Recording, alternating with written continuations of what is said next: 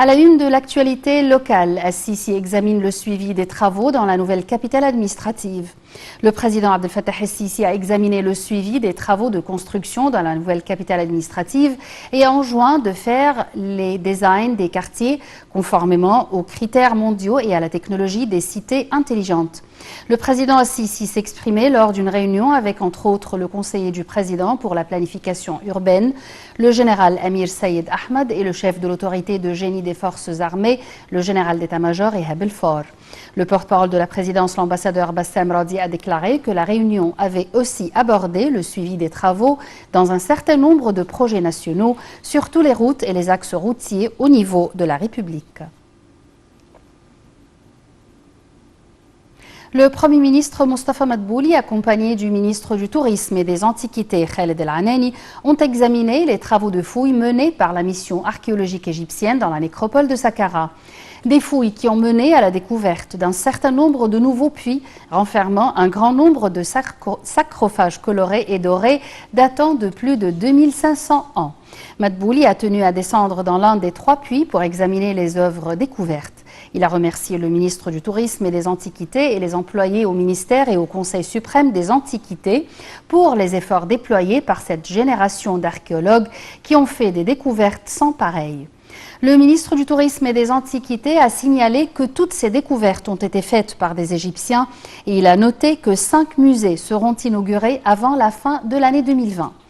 Début octobre, Khaled El-Anani a déclaré que la mission archéologique égyptienne avait découvert 59 sarcophages intacts qui datent d'environ 2500 ans avant Jésus-Christ, ainsi qu'un nombre de statues en bon état appartenant à des prêtres et de hauts responsables de la 26e et 27e dynastie. Les fouilles menées à Saqqara ont mis au jour ces dernières années des trésors archéologiques ainsi que de nombreux animaux momifiés comme les serpents, les oiseaux et les scarabées.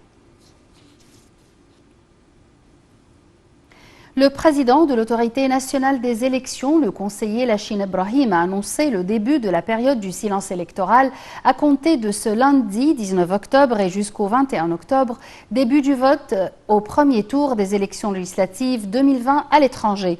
Pour commencer le processus électoral, les Égyptiens à l'étranger doivent imprimer les bulletins de vote via le site web de l'autorité nationale des élections et élire leurs candidats.